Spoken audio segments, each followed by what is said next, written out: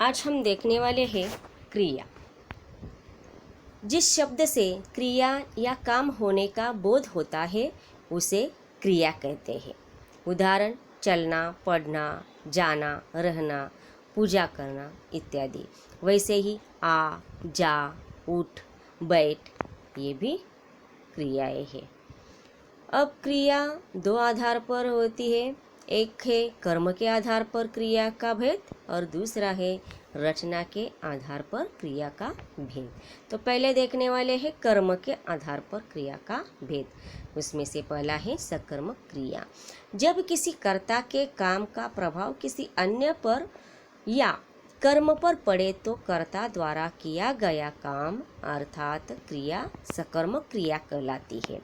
उदाहरण देखिए, मैं वीडियो बना रहा हूँ। तो यहाँ पर वीडियो ये क्या हो गया, इस वाक्य में से कर्म हो गया। अब ये पहचानने के लिए आगे हम देखेंगे सकर्मक क्रिया की सबसे बड़ी पहचान होती है कि क्रिया के साथ क्या, किसे या किसको प्रश्न करने पर कुछ उत्तर मिलता है।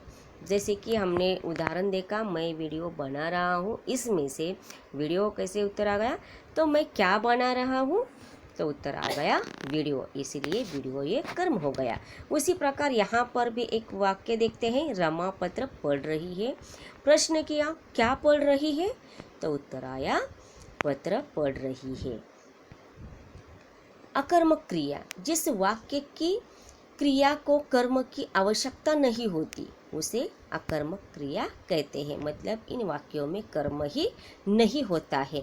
जैसे हाथी चल रहा है, तो हाथी क्या कर रहा है इसके बारे में कोई जानकारी नहीं है, सिर्फ चल रहा है, ऐसे ये क्रिया है, यानी कि इस वाक्य में कर्म नहीं है। अगला रचना के अनुसार क्रिया के भेद है। उसमें से पहला है सामान्य क्रिया। जब किसी वाक्य में एक ही क्रिया का प्रयोग होता है तो वह सामान्य क्रिया होती है। जैसे कि मैंने आम खाए, इसमें एक ही क्रिया है, देखो हरे अक्षरों में लिखी हुई। चोर डर कर भागा, माँ ने भिखारी को भोजन दिया, प्रधानमंत्री जी विदेश गए, यानी कि खाए, भागा, दिया, गए, ये सभी क्या है, इन वाक्यों में एक ही क्रिया है, इसीलिए सामान्य क्रिया। अब संयुक्त क्रिया, वाक्यों की एक से अधिक क्रियाएं मिलकर एक ही कार्य को पूरा करती है, उन्हें संयुक्त क्रिया कहते हैं। यानी कि एक ही क्रिया, एक वाक्य में एक से अधिक क्रिया, यानी कि एक ही क्रिया नहीं होती है सामान्य की तरह, यहाँ पर अधिक क्रिया होती है और फिर वाक्य पूरा करती है। जैसे कि शेखर लिख रहा है, तो लिख रहा है ये पूरी क्रिया है, लेकिन इनमें से मुख्य क्रिया है लिख, और रहा है ये रंजक क्रिया कहलाती है। अब रेलगाड़ी लगातार चलती चली गई, तो इसमें से मुख्य क्रिया है चलती चली गई, ये रंजक क्रिया।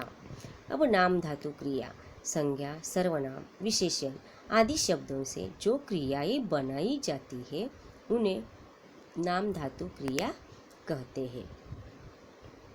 जवान आदमी का बच्चों की तरह तुतलाना अच्छी बात नहीं है। बड़े भाई द्वारा छोटे भाई की जमीन हथियाना गलत है। अब यहाँ पर बात ये संज्ञा है, तो बात का क्या शब्द हो गया नाम धातु क्रिया में, बतियाना। उसी प्रकार और भी शब्द हम देखते हैं, संज्ञा के शब्द और उससे नाम धातु क्रिया है। जैसे कि हाथ हथियाना, लात लतियाना, शर्म शर्माना, फिल्म फिल्माना, लाज लजाना, चक्कर चकराना, जूता जुतियाना। इसी प्रकार सर्वनाम के भी है। सर्वनाम का अपना और नाम धातु क्रिया है अपनाना। फिर विशेषण का भी हम देखते हैं। विशेषण शब्द है गर्म और नाम धातु क्रिया है गरमाना। उसी प्रकार विशेषण के कुछ है और भी शब्द, मोटा मोटियाना, साठ सठियाना और तोतला तुतलाना। अब प्रेरणार्थक क्रिया, इसमें भी दो प्रकार है। प्रथम प्रेरणार्थक और द्वितीय प्रेरणार्थक। अब इसमें ट्रिक क्या है, प्रथम प्रेरणार्थक में आना तो द्वितीय प्रेरणार्थक में वाना ये प्रत्यय होता है। तो प्रथम प्रेरणार्थक इस क्रिया में प्रथम कर्ता स्वयं कार्य करता हुआ प्रतीत होता है। जैसे कि माँ बच्चों को खाना खिलाती है, यानी कि वो कृति करने वाली माँ है, स्वयं है वो। हाँ, अगला देखिए द्वितीय प्रेरणार्थक, जब प्रथम कर्ता स्वयं कार्य न करके दूसरे कर्ता को कार्य करने के लिए प्रेरित करता है तो उसे द्वितीय प्रेरणार्थक क्रिया कहते हैं। यानी कि स्वयं कार्य वो नहीं करते, दूसरे को वो कार्य करने के लिए प्रेरित करते हैं, तो ऐसी क्रिया जब आती है तो उसे द्वितीय प्रेरणार्थक क्रिया कहते हैं। पिताजी माली से पौधों को पानी दिलवाते हैं, ये उदाहरण है। तो पिता क्या है, प्रथम कर्ता है। अब माली ये क्या है, द्वितीय कर्ता है। तो पूर्वकालिक क्रिया, किसी वाक्य में मुख्य क्रिया से पहले आने वाली अन्य क्रिया को पूर्वकालिक क्रिया कहते हैं। शेखर दौड़कर विद्यालय गया। अब पूर्वकालिक क्रिया है दौड़कर, और गया ये मुख्य क्रिया है, यानी कि मुख्य क्रिया के पहले भी एक क्रिया आ गई, इसीलिए इसे कहा है पूर्वकालिक क्रिया। अब सहायक क्रिया देखने से पहले और भी हम प्रेरणार्थक क्रिया का बारे में थोड़ा सा बोलेंगे, क्योंकि प्रेरणार्थक क्रिया में मूल शब्द दिया जाता है, फिर उसका प्रथम प्रेरणार्थक और द्वितीय प्रेरणार्थक रूप बनाना होता है। जैसे कि करना, कराना, करवाना, बैठना, बिठाना, बिठवाना, इस प्रकार। अब महत्वपूर्ण क्रिया है सहायक क्रिया। अब सहायक क्रिया कौन सी, जो सहायता करने के लिए, मुख्य क्रिया को सहायता करने के लिए जो क्रिया आती है उसे सहायक क्रिया कहते हैं। जैसे कि रोहित खिलखिलाकर हंस पड़ा। उत्तर क्या आया, पढ़ा। ये क्रिया है, अंतिम शब्द कौन सा है, पढ़ा। तो पढ़ा इसका मूल क्या है, पढ़ना। तो मूल ये क्रिया पढ़ना है। और भी उदाहरण देखते हैं, वही उसी का ही मुख्य क्रिया भी हम देखते हैं। रोहित खिलखिलाकर हंस पड़ा, मतलब हंसना ये इस वाक्य में से मुख्य क्रिया है। पढ़ना ये उसे सहायता करने के लिए आई हुई क्रिया है, तो ये सहायक क्रिया है। अब आगे भी दूसरा उदाहरण देखते हैं। दूध का भाव बढ़ गया। अब आपको समझ में आया होगा मुख्य क्रिया क्या है, बढ़, मतलब क्या है ये, बढ़ना। अब इसमें आ गई सहायक क्रिया, अंतिम क्रिया कौन सी है, गया। तो इसका मूल शब्द क्या है, जाना। अब कुछ स्वाध्याय में कैसे आते हैं प्रश्न इस सहायक क्रिया के, ये भी हम देखते हैं। निम्नलिखित सहायक क्रियाओं का वाक्यों में प्रयोग करो।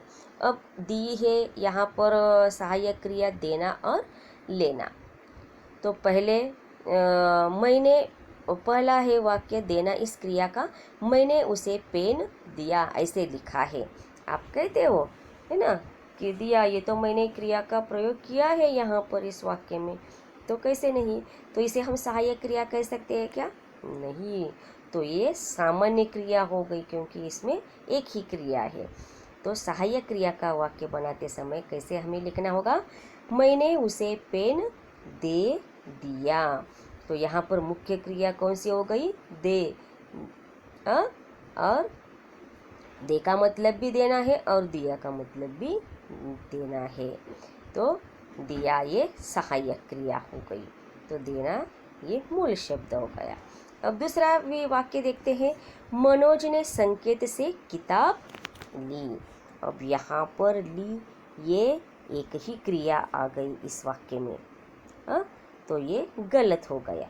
तो कैसे लिखना है, मनोज ने संकेत से किताब ले ली, यानी कि ले मतलब भी लेना, ली मतलब भी लेना। यहाँ पर ले ये मुख्य क्रिया आ गई, फिर ली ये सहायता करने वाली क्रिया, मतलब सहायक क्रिया आ गई। तो लगता है मुझे आपको सभी क्रिया समझ में आई होगी।